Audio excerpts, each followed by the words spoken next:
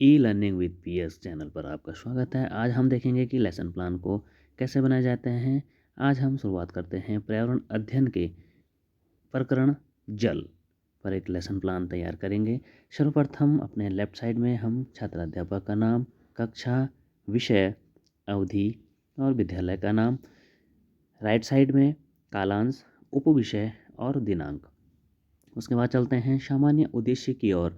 सामान्य उद्देश्य में बच्चों को जल संरक्षण के बारे में, जल के विषय में बताएंगे। फिर उसके बाद आता है विशिष्ट उद्देश्य। विशिष्ट उद्देश्य में बच्चों को बताएंगे कि जल को कैसे उपयोग करना होता है और उसके भविष्य में क्या उपयोग हैं उसको बताना। उसके बाद सहायक सामग्री टीएलएम के द्वारा या फिर किताब के द्वारा। फिर आते हैं पूर्व ज्ञान की ओर। पूर्व ज्ञान में बच्चों को पूर्व ज्ञान के बारे में जल के विषय में बच्चों को अवगत होता ही है। उसके बाद प्रस्तावना प्रश्न, जिसमें छात्र अध्यापक क्रियाएं और छात्र क्रियाएं। सबसे पहले बच्चों से सवाल जवाब करते हैं कि मनुष्य किन 5 तत्वों से मिलकर बना होता है। फिर बच्चे अपना जवाब देंगे तो उसको छात्र क्रियाओं में लिखेंगे। उसके बाद इसी तरह के 2-3 क्वेश्चन और एक अंतिम क्वेश्चन आता है इसमें, जल कहाँ से हमारे घरों में आता है, जहाँ पे ये समस्यात्मक क्वेश्चन बनेगा या फिर संभावित उत्तर बच्चे इसमें करते हैं। तो इसके बाद आता है उद्देश्य कथन। उद्देश्य कथन में हम आज जल के बारे में चर्चा करेंगे। इसके बाद हम बच्चों को आज का प्रेजेंटेशन बताएंगे कि हम आज उद्देश्य कथन हमारा जल है। और इसके बाद आता है पाठ प्रस्तुतिकरण। पाठ प्रस्तुतिकरण में हम कुछ टॉपिक लिख देते हैं। शिक्षण बिंदु, छात्र अध्यापक क्रिया, छात्र क्रिया और श्यामपट्ट कार्य। इसमें सर्वप्रथम पहले जल के विषय में बताते हैं।